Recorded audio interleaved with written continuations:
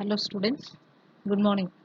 இன்னைக்கு நம்ம இந்த ஹீட் ட்ரீட்மெண்ட் படிச்சோம்ல அந்த சாப்டரோட ரீகால் பார்த்துட்டு அதுக்கப்புறம் அதனோட கொஸ்டின் பேங்க் கொஸ்டின்ஸையும் நம்ம பார்க்க போகிறோம். ஃபர்ஸ்ட் வந்து ஹீட் ட்ரீட்மெண்ட் ப்ராசஸில் என்னென்ன டைப்ஸ் இருக்குது, types of heat treatment process என்னென்ன டைப்ஸ் இருக்குன்னு நம்ம படித்தோம். Annealing, normalising, hardening, tempering. 4 type இருக்கா. அனீலிங்னா மிருதுவாக்குதல், நார்மலைசிங் தன்னிலைப்படுத்துதல், ஹார்ட்னிங் கடினப்படுத்துதல், டெம்பரிங் பதப்படுத்துதல். இந்த 4 டைப் தான் இருக்கு. அடுத்து ஹீட் ட்ரீட்மெண்ட் ப்ராசஸோட பர்பஸ் என்ன, ஏன் நம்ம அதை பண்றோம் அப்படின்னு கேட்குறாங்க. ஹீட் ட்ரீட்மெண்ட் ப்ராசஸோட பர்பஸ், எந்த நோக்கத்துக்காக பண்றோம் அப்படின்னு கேட்குறாங்க. நம்ம அனீலிங் வந்து எதுக்காக பண்றோம்னா to relieve the strain and stress. அந்த பர்டிகுலர் ஆப்ஜெக்ட்ல இருக்கக்கூடிய ஸ்ட்ரெஸ், ஸ்ட்ரெயின் இது எல்லாத்தையும் வெளியேற்றணும், ரிலீவ் பண்றதுக்காக அனீலிங் பண்ணலாம். அதுக்கப்புறம் to eliminate the strain and hardness. ஒரு மெட்டீரியல்ல உள்ள ஹார்ட்னஸை எலிமினேட் பண்ணிட்டு சாஃப்ட்னஸை கொண்டு வரணும்னாலும் அனீலிங் பண்ணலாம். To improve the machinability. Machinability means நம்மளுடைய வடிவத்துக்கு தகுந்த மாதிரி ஒரு மெஷின் நம்ம தயாரிக்க போறோம்னா நம்மளோட விருப்பத்துக்கு தகுந்த மாதிரி அதை மாத்துறதுக்காக உள்ள அந்த ப்ராப்பர்ட்டி பேர் தான் என்னது, மெஷினபிலிட்டி. தகடாகும் தன்மை, நீளும் தன்மை அப்படிலாம் சொல்றோம்ல, அந்த அந்த தன்மை எல்லாத்துக்கும் சேர்த்து காமனா வந்து மெஷினபிலிட்டின்னு பேர் வச்சிருப்பாங்க. அதை கொண்டு வர்றதுக்கு அனீலிங் பண்ணலாம். அதாவது ஜென்ரலா வந்து ஸ்டீலை வந்து சாஃப்டன் பண்றதுக்கு, மென்மையாக்குவதற்கு, மிருதுத்தன்மை அப்படி சொல்றோம், அந்த மிருதுவாக்குவதற்காக தான் அனீலிங் பண்றோம். அப்ப to relieve the stress, strain in the object. அதுக்கப்புறம் to eliminate the strain as well as hardness in the substance. அதுக்கப்புறம் டு இம்ப்ரூவ் த மெஷினபிலிட்டி. அதுக்கப்புறம் டு சாஃப்டன் த ஸ்டீல். இந்த பர்பஸ்க்காக தான் அனீலிங் பண்றோம். டெம்பரிங் எதுக்காக அது நார்மலைசிங் எதுக்காக பண்றோம் அப்படின்னா to refine the grain structure in the steel. அந்த ஸ்டீல்ல உள்ள கிரைன் ஸ்ட்ரக்சரை ரிஃபைன் பண்றதுக்கு. கிரைன் ஸ்ட்ரக்சர்ன்றது உட்புற கட்டமைப்பு. அதை வந்து ரிஃபைன் பண்றதுன்னா கொஞ்சம், அதாவது கிரைன் ஸ்ட்ரக்சர் வந்து ரொம்ப எலாபரேட்டா இல்லாம அதை வந்து மைன்யூட்டா பண்றதுக்கு பேர் தான் என்னது, ரிஃபைன் பண்றதுன்னு பேரு.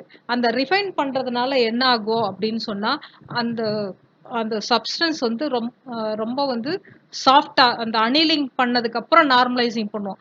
அனீலிங் பண்ணதுக்கு அப்புறம் நார்மலைசிங் பண்றது எதுக்காகனா அந்த யூக்லிபிரியம் கண்டிஷன்ஸ் வந்து என்ன ஆகும், ஈவனா எல்லா இடத்துலயும் பரவும். அந்த ரிஃபைன் ஸ்ட்ரக்சர் கிடைக்கிறதுக்காக தான் நம்ம என்ன செய்வோம், நார்மலைசிங் பண்றோம். அதுக்கப்புறம் இந்த ஹீட் ட்ரீட்மெண்ட் பண்ணும்போது அனீலிங் அண்ட் நார்மலைசிங் பண்ணோம்னா அந்த மெட்டீரியலோட யூக்லிபிரியம் கண்டிஷன் வந்து எப்படி இருக்கும்னா சம அளவுல இருக்கும், ஈக்குவல் ஈக்லிபிரியம் கண்டிஷன்ல இருக்கும். எப்போ அனீலிங் அண்ட் நார்மலைசிங் பண்ணிட்டோம்னா அந்த மெட்டீரியல் உள்ள அந்த மூலக்கூறுகள் வந்து யூக்லிபிரியம் கண்டிஷன்ல இருக்கும். மூலக்கூறுகள் வந்து எல்லா இடத்துலயும் ஒரே மாதிரி சீரா பரவி இருந்தா அதுக்கு பேரு ஈக்லிபிரியம் கண்டிஷன். அந்த மாதிரி சீரா இல்லாம சீரற்ற நிலையில ஒரு இடத்துல அதிகமா அது விருப்பத்துக்கு தகுந்த மாதிரி ஒரு இடத்துல நிறைய டம்பா இருக்கும், இன்னொரு இடத்துல மூலக்கூறே இல்லாம இருக்கும், அப்புறம் ஒரு பர்டிகுலர் இடத்துல பார்த்தா நிறைய டம்பா இருக்கும். அந்த மாதிரி சீரற்ற அமைப்புல இருந்துச்சுன்னா அதுக்கு பேரு நான் equilibrium condition. Heartening and tempering பண்ண மெட்டீரியல்ல பாத்தீங்கன்னா அந்த மாலிகுல்ஸ் வந்து நான் யூக்லிபிரியம் கண்டிஷன்ல இருக்கும்.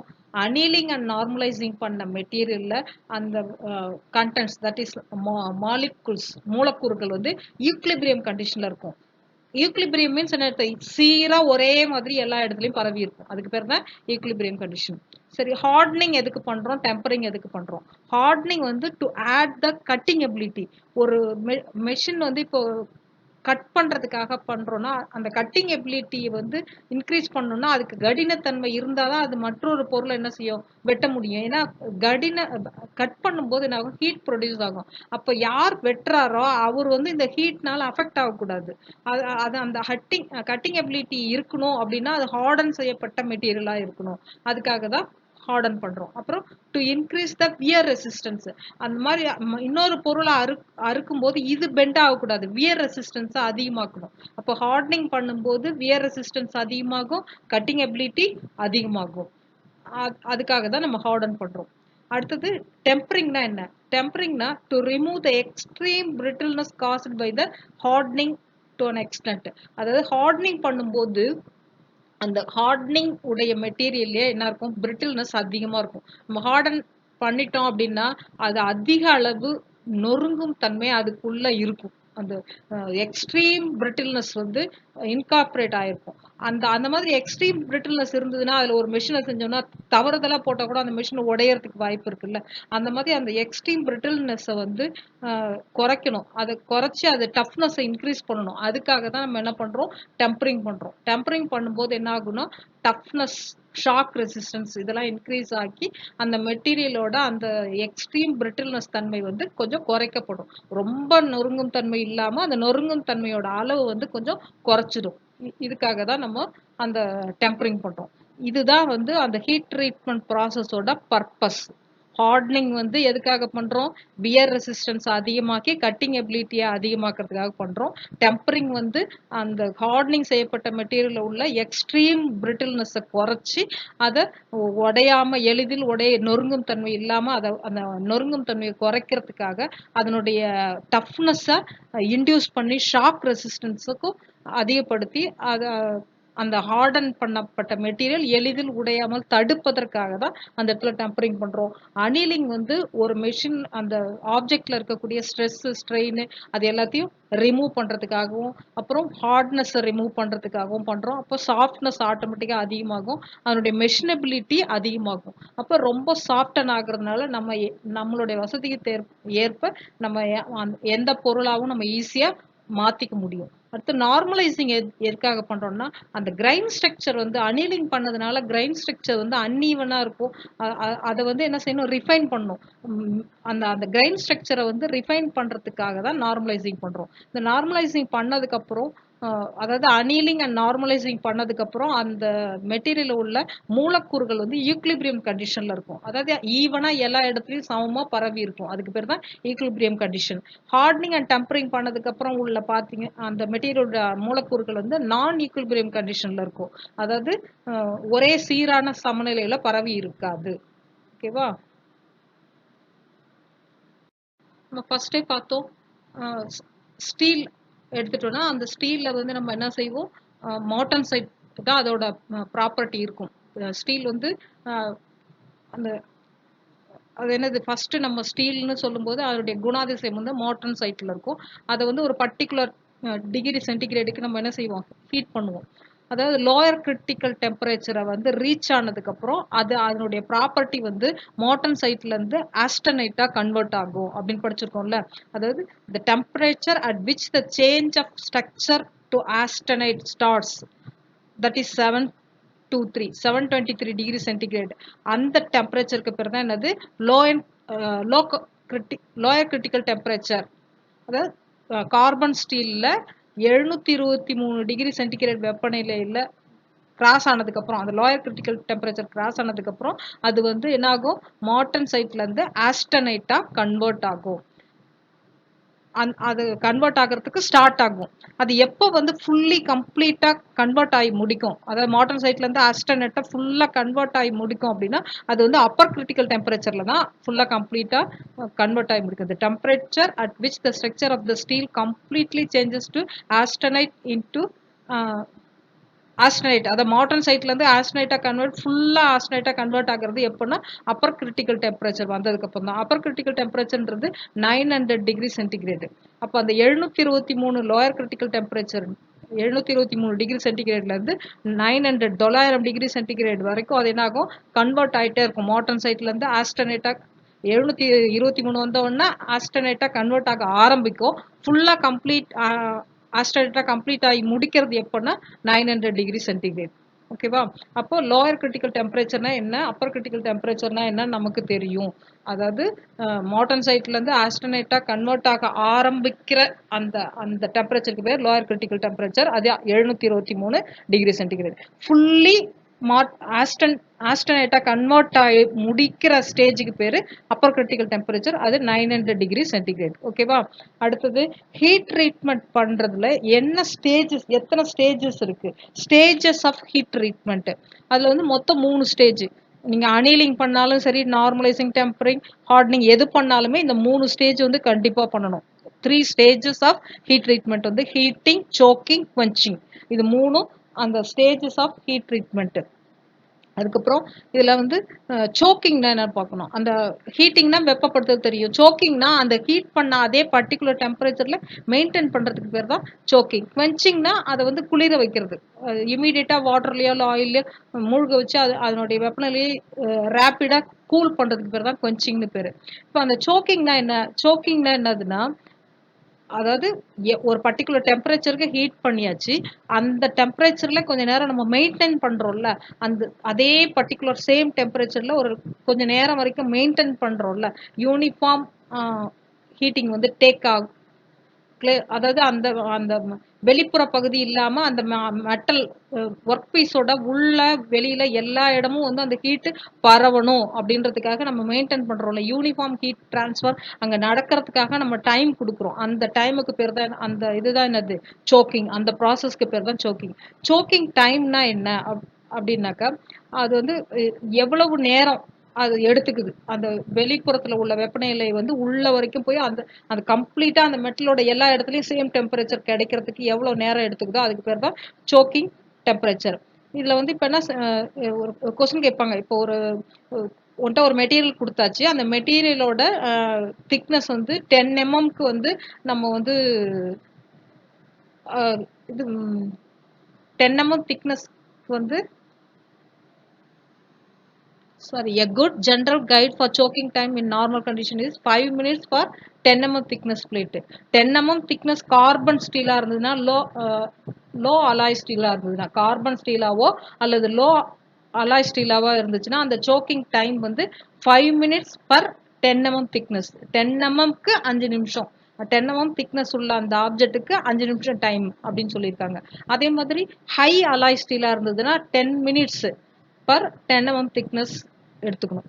ஹை அலாய் ஸ்டீல்னா 10 mm திக்னஸ் உள்ள ஆப்ஜெக்டை சோக் பண்றதுக்கு எடுத்துக்கொள்ளக்கூடிய டைம் 10 மினிட்ஸ். அதுவே லோ கார்பன் ஸ்டீலோ லோ அலாய் ஸ்டீலோ இருந்துச்சுன்னா 5 நிமிஷம் 5 minute per 10 mm. 10 mm thickness உள்ள அந்த மெட்டீரியலை சோக் பண்ண வேண்டியது 5 மினிட் டைம். இதுல பாருங்க, இதுல வந்து என்ன செய்யறாங்க, டெம்பரிங் பண்றக்கூடிய அந்த ரேஞ்ச் டெம்பரிங் டெம்பரேச்சர் வந்து ஒரு டேபிள் கொடுத்துருக்காங்க பாருங்க. டெம்பரிங் டெம்பரேச்சர் வந்து 230 டிகிரி சென்டிகிரேடு இருக்கும்போது அந்த கலர் வந்து பேல் ஸ்ட்ரா கலர்ல இருக்கு. 240 டிகிரினா dark straw. 250 degree centigrade reach ஆகும்போது ப்ரௌன் கலரா மாறிடும். 260 டிகிரி சென்டிகிரேட் ஹீட் பண்ணும்போது ப்ரௌனிஷ் பர்பிள். 270னா பர்பிள். 280 டிகிரினா dark purple. 300 degree centigrade heat பண்ணும்போது ப்ளூ கலரா மாறிடும். டெம்பரிங் பண்ணும்போது அந்த மெட்டீரியலோட கலர் வந்து சேஞ்ச் ஆகும் அக்கார்டிங் டு த டெம்பரேச்சர். அந்த டேபிள் வந்து அவங்க கொடுத்துருக்காங்க. இப்போ நம்ம ஞாபகம் வச்சுக்கணும், இந்த இந்த இந்த டெம்பரேச்சர் ரீச் ஆனால் இந்த கலர்ல மாறும் அப்படிங்கிறது. அடுத்தது சர்ஃபேஸ் ஹார்டனிங்கோட டைப்ஸ் என்ன? Case hardening, nitriding, flame hardening, induction hardening. இதெல்லாம் என்னது? Surface hardening. அடுத்தது நைட்ரேடிங் பண்ணும்போது அந்த சால்ட் பாத் இருக்குல்ல, அதுல வந்து வைக்கிறதுக்கு எந்த மாதிரி மெட்டீரியல் வந்து வைக்கிறதுக்கு சூட்டபிள் அப்படின்னு கேக்குறாங்க. அதாவது நைட்ரேட்டிங் பாத்ல வந்து அது சால்ட் பாத்ல நைட்ரேட்டிங் பண்ணும்போது நம்ம வந்து எல்லா type of alloyed unalloyed steel, alloy ஸ்டீலா இருந்தாலும் அன்அலாய்டு ஸ்டீலா இருந்தாலும் அது வந்து நைட்ரேட்டிங் பாத்ல வைக்கலாம். அதுதான் நம்ம தெரிஞ்சுக்க வேண்டியது. நைட்ரேட்டிங் சால்ட் பாத் வந்து அலாய் ஸ்டீலுக்கும் சூட்டபிள், அன்அலாய்டு ஸ்டீலுக்கும் சூட்டபிள். அடுத்து இங்க மேல 3 படம் கொடுத்துருக்காங்க பாருங்க. அது வந்து அந்த மைக்ரோ ஸ்ட்ரக்சர் ஆஃப் த மார்டன்சைட்.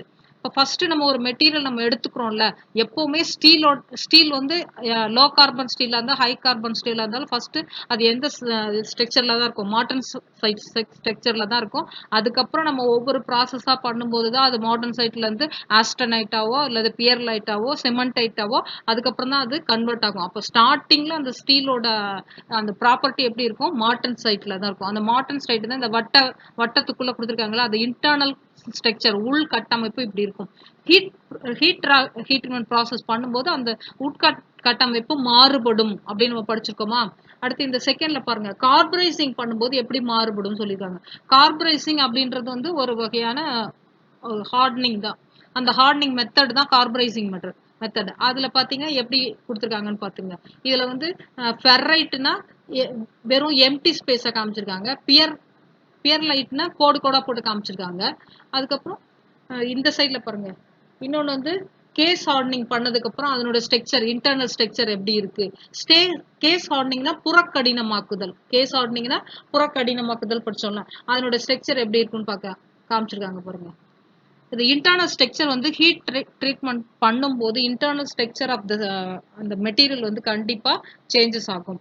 அதுக்கப்புறம் இதுல கீழே குவின்ச்சிங்னா என்ன அப்படின்னு கொடுத்துருக்காங்க. குவின்ச்சிங் அப்படிங்கிறது என்னது, அதாவது நம்ம ஹார்டன் பண்ணும்போது அந்த மெட்டீரியல்ல ஒரு பர்டிகுலர் டெம்பரேச்சருக்கு ஹீட் பண்ணிட்டு குவென்ச்சிங் பண்றோம், உடனடியா அதை கூல் பண்றதுக்கு பேர் தான் என்னது, குவின்ச்சிங். அது அந்த குவென்ச்சிங்கிறது மெதுவாகவும் கூல் பண்ணலாம், வாட்டர் யூஸ் பண்ணி கூல் பண்ணலாம், ஆயில்ல இம்மர்ஸ் பண்ணி இது பண்ணலாம். நம்ம ஹார்டனிங் பண்ணும்போது எப்படி பண்ணுவாங்க அதுதான் அவங்க கேட்குறாங்க.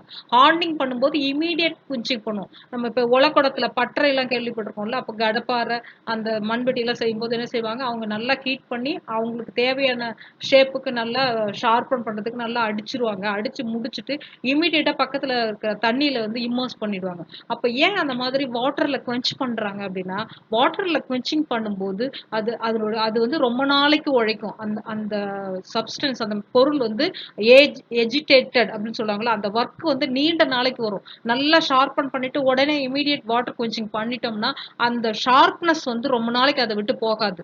அதுக்காக தான் அது மாதிரி இமீடியட் கூலிங் பண்றாங்க. அந்த ரேட் ஆஃப் கூலிங் வந்து வாட்டர்ல பண்ணும்போது அதிகமா இருக்கும். என்னென்ன மீடியம்லாம் யூஸ் பண்ணுவாங்க குவென்ச்சிங் மீடியம்னா பாத்தீங்கன்னா, பிரைன் சொல்யூஷன். பிரைன் அப்படிங்கிறது ஒன்றும் இல்லை, ஒரு சால்ட் வாட்டர் தான். சோடியம் குளோரைடு, உப்பு தண்ணி சொல்லுவோம்ல, உப்பை வந்து தண்ணியில போட்டு கலந்து வச்ச அந்த தண்ணி பேர் தான் பிரைன் சொல்யூஷன். அதுக்குள்ள மூழ்க செய்யறதும் செய்யலாம். அது மாதிரி பண்ணாலும் ஃபாஸ்டர் ரேட் ஆஃப் கூலிங் கிடைக்கும். அதுக்கு அடுத்தது வாட்டர் யூஸ் பண்ணி பண்ணலாம். அதுக்கப்புறம் ஆயில் யூஸ் பண்ணி பண்ணலாம். அடுத்து ஏர் யூஸ் பண்ணி பண்ணலாம். ஏர் யூஸ் பண்ணி பண்ணோம்னா ரொம்ப ஸ்லோவா தான் என்ன ஆகும், கூல் ஆகும். இமீடியட்டா ஃபாஸ்டா கூல் ஆகாது. ஆயில் வந்து ஆயில் யூஸ் பண்ணி பண்ணலாம். ஆனா ஆயிலோட காஸ்ட் வந்து பாத்தீங்கன்னா நமக்கு அதிகமா இருக்கும். அப்ப நம்ம பெட்டர் எதுக்காக எதுலதான் வந்து குவின்ச்சிங் மீடியம் அதிகமா யூஸ் பண்றோம்னா, இந்த வாட்டர் தான் நம்ம வந்து குவின்ச்சிங் மீடியாவா அதிக அளவுல பயன்படுத்துறோம். ஓகேவா? இப்ப நம்ம கொஸ்டின் பேங்க் கொஸ்டின்ஸ் பார்க்க போறோம். இதுல என்ன கேட்டிருக்காங்க, what are the various types of heat treatment process. Heat treatment ப்ராசஸ்ல என்னென்ன வகைகள் இருக்குது அப்படின்னு கேட்டிருக்காங்க. என்னென்ன வகைகள் இருக்குது, அனீலிங், நார்மலைசிங், ஹார்டனிங், டெம்பரிங். 4 வகை படிச்சோம்ல. அனீலிங்னா மிருதுவாக்குதல், தன்னிலைப்படுத்துதல் நார்மலைசிங், ஹார்டனிங் கடினப்படுத்துதல், டெம்பரிங் பதப்படுத்துதல். இது 4 எங்க கொடுத்திருக்காங்க, ஏ ஆப்ஷன்ல கொடுத்திருக்காங்க. அப்ப அதுதான் ரைட். அடுத்து what is the process of heat treatment. இப்போ இவங்க வந்து ஹீட் ட்ரீட்மெண்ட்ல வந்து என்ன பண்றீங்க அப்படின்னு கேக்குறாங்க. ப்ராசஸ், அதனுடைய ப்ராசஸ் வந்து என்ன அப்படின்னு கேக்குறாங்க. வெப்பமாக்கல், குளிர்வித்தல் மூலம் அமைப்பு மற்றும் தன்மைகளை மாற்றும் செயல்முறைக்கு பேர் தான் என்னது, அந்த வெப்ப பதனிடுதல். ஹீட் ட்ரீட்மெண்ட் என்றால் என்ன அப்படின்னு கேக்குறாங்க. ஹீட் ட்ரீட்மெண்ட் என்றால் என்னன்னா, வெப்பமாக்கல் மற்றும் குளிர்வித்தல் மூலம் அமைப்பு மற்றும் தன்மைகளை மாற்றும் செயல்முறைக்கு தான் என்னது, heat treatment. Heat treatment process பண்ணும்போது என்ன ஆகும்னா, அதனுடைய change the structure and property, அதனுடைய உட்கட்டமைப்பு இருக்குல்ல, அது வந்து சேஞ்ச் ஆகும். சேஞ்ச் ஸ்ட்ரக்சர் வந்து ப்ராப்பர்ட்டிஸ், அதனுடைய குணங்கள், அந்த உள்கட்டமைப்பு இதெல்லாம் வந்து என்ன ஆகும், மாறுபடும். அப்போ ஹீட் ட்ரீட்மெண்ட் ப்ராசஸ் என்றால் என்ன அப்படின்னு கேட்டாங்கன்னா, the process of heating and cooling to change the structure of and properties of the material. வெப்பமாக்கல் மற்றும் குளிர்வித்தல் அமைப்பு மூலம், வெப்பமாக்கல் மற்றும் குளிர்வித்தல் அமைப்பு மூலம் அந்த மெட்டீரியலோட தன்மைகளை மாற்றக்கூடிய முறை. இந்த ப்ராப்பர்ட்டிஸையும் அந்த உட்கட்டமைப்பையும் மாற்றக்கூடிய அந்த முறைக்கு பேர் தான் ஹீட் ட்ரீட்மெண்ட் அப்படின்னு பேர். ஏ ஆப்ஷன் தான் ரைட்டு. அடுத்து what are the stages of the heat treatment. என்னென்ன ஸ்டேஜ் இருக்கு, நம்ம முன்னாடியே படிச்சோம் 3 ஸ்டேஜ் இருக்குன்னு. ஹீட்டிங், சோக்கிங், குவின்ச்சிங் அப்படின்னு படிச்சோமா. ஹீட்டிங் அப்படின்னா வெப்பப்படுத்துதல், சோக்கிங்னா ஊற விடுதல், குவின்ச்சிங்னா தணித்தல். வெப்பப்படுத்தல், ஊற விடுதல், தணித்தல். இது வந்து சி ஆப்ஷன்ல இருக்கு. அப்ப அதுதான் வந்து அந்த stages. Heating, soaking and quenching. வெப்பப்படுத்துதல், ஊற விடுதல், தணித்தல். அடுத்து what is the name of the structure formed if a steel is heated above 723 degree centigrade. ஒரு ஸ்டீலை வந்து 723 டிகிரி சென்டிகிரேடுக்கு மேல ஹீட் பண்ணும்போது உருவாகக்கூடிய அந்த அமைப்போட பெயர் என்ன, அந்த ஸ்ட்ரக்சருக்கு பேர் என்னன்னு கேக்குறாங்க. ஆஸ்டனைட். அந்த ஸ்ட்ரக்சருக்கு பேர் என்னது? ஆஸ்டனைட். மார்டன் சைட்ல இருந்து அது எப்ப ஆஸ்டனைட்டா மாறும்? 723 டிகிரி சென்டிகிரேடுக்கு மேல ஹீட் பண்ணும்போது தான் அது மார்டன் சைட்ல இருந்து என்னவா மாறிடும்? ஆஸ்டனைட்டா மாறிடும். அப்போ பி ஆப்ஷன் தான் ரைட்.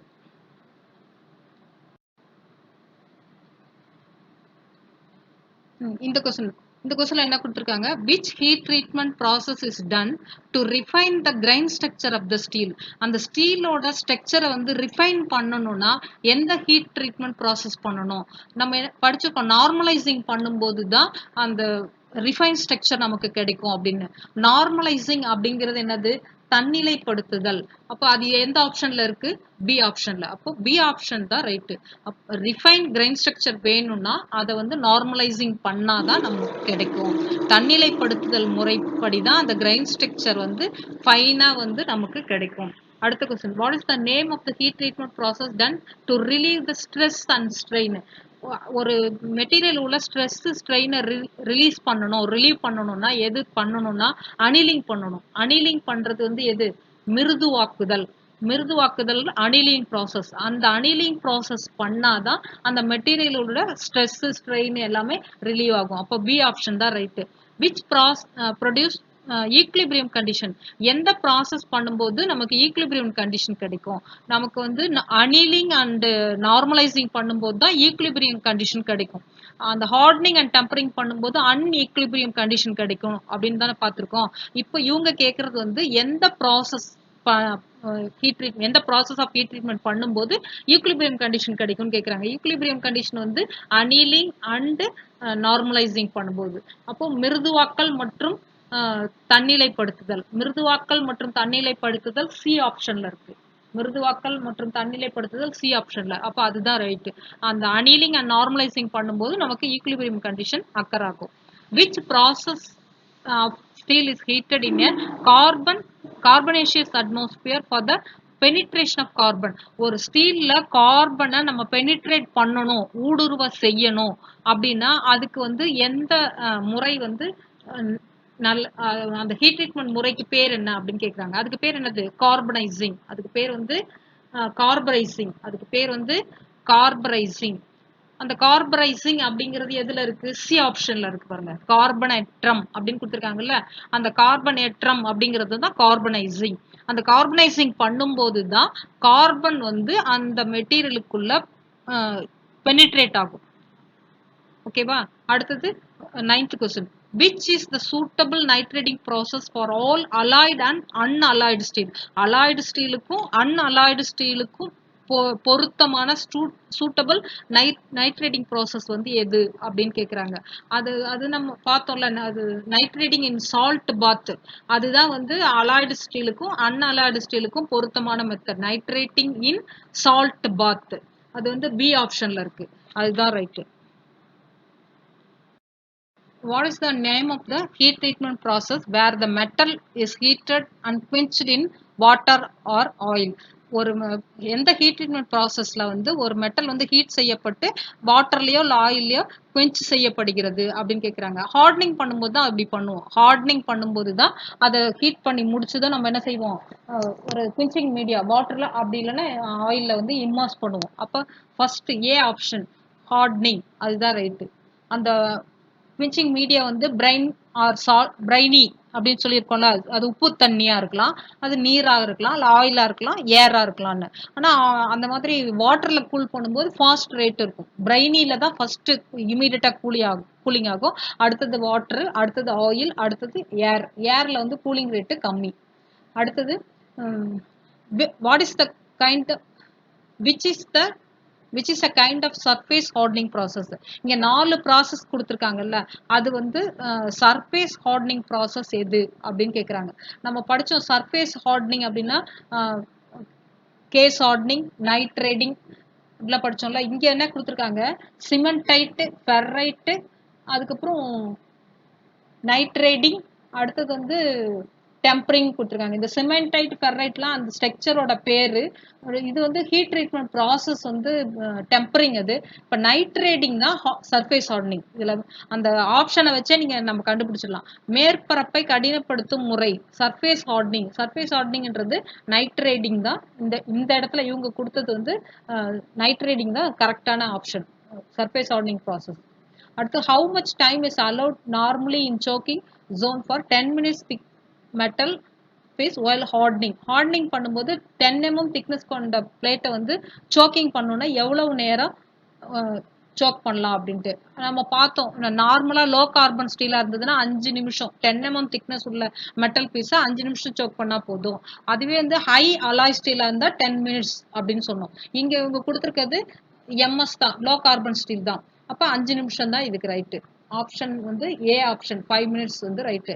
அது what is the colour of the metal piece when heated to 250 degree centigrade while doing the tempering process. ஒரு டேபிள் ஒன்று நம்ம பார்த்தோம்ல, அதில் 250 டிகிரி சென்டிகிரேடுக்கு ஹீட் பண்ணும்போது அந்த டெம்பரிங் ப்ராசஸில் என்ன கலரில் அது சேஞ்ச் ஆகும்? ப்ரௌன் கலரில் அது சேஞ்ச் ஆகும். அடுத்தது what is the purpose of the tempering of a steel. அந்த டெம்பரிங் வந்து நம்ம எதுக்காக பண்ணுறோம்? டெம்பரிங் எதுக்காக பண்ணோம்னா ஒரு ஹார்டனிங் பண்ணதுக்கப்புறம் தான் நம்ம கண்டிப்பாக டெம்பரிங் பண்ணுவோம். ஹார்டனிங் பண்ண மெட்டீரியலில் அந்த பிரிட்டில்னஸ் இருக்குல்ல, அது எக்ஸ்ட்ரீமாக இருக்கும். நொறுங்கும் தன்மை வந்து அதிகமாக இருக்கும். அந்த மாதிரி நொறுங்கும் தன்மை இருந்துச்சுன்னா அந்த மெட்டீரியலை வச்சு நம்ம எதுவுமே யூஸ் பண்ண முடியாது. ஒரு மிஷினை செய்தோம்னா கை தவறி விழுந்தா கூட அது என்ன செஞ்சிடும்? உடஞ்சிரும். அப்போ அந்த எக்ஸ்ட்ரீம் பிரிட்டில்னஸை குறைக்கணும். அந்த எக்ஸ்ட்ரீம் பிரிட்டில்னஸை குறைச்சி அதனுடைய டஃப்னஸை இன்க்ரீஸ் பண்ணணும்னா டெம்பரிங் பண்ணாதான் முடியும். அப்போ எதுக்காக நம்ம டெம்பரிங் பண்றோம்னு கேட்டாங்கன்னா பிரிட்டில்னஸ் தன்மையை குறைப்பதற்காக, நொறுங்கும் தன்மையை குறைப்பதற்காக தான் நம்ம டெம்பரிங் பண்றோம். கண்டிப்பா ஹார்டனிங் பண்ணதுக்கு அப்புறம் டெம்பரிங் பண்ணிட்டு தான் அதை நம்ம மிஷினா ஒர்க்கிங் கண்டிஷனுக்கு கொண்டு வர முடியும். அந்த டெம்பரிங் ப்ராசஸ் எதுக்காக பண்றோம்னா ஆல்ரெடி உள்ள ஹார்டனிங் செய்யப்பட்ட மெட்டீரியலோட பிரிட்டில்னஸ் தன்மையை குறைக்கிறதுக்காக.